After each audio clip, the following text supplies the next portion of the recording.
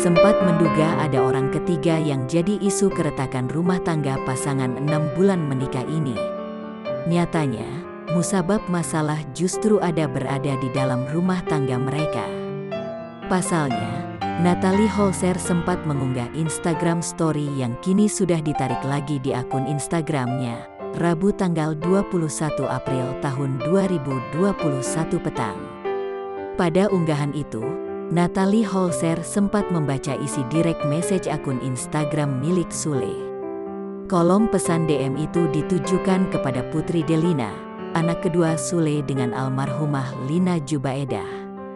Pada pesan yang bersifat pribadi itu, Sule mengirimkan balasan Instagram story Putri Delina yang bersama almarhumah Lina Jubaedah. Yang pertama, yang terbaik teh, ayah masih sayang mama, tulis Sule kepada Putri Delina. Natalie Holzer seperti teriris hatinya lantaran Sule di belakangnya masih membandingkan cinta dirinya dengan almarhumah Lina. Gak sengaja kebaca demnya akang, hehe gak apa-apa kok, tapi aku mencoba belajar menjadi yang terbaik dan tolong dibimbing. Maaf kalau banyak salah dan belum bisa jadi yang terbaik. Setidaknya hargai aku ada di sini sedikit saja, tulis Natalie Holzer seperti dikutip dari Tribun Sumsel.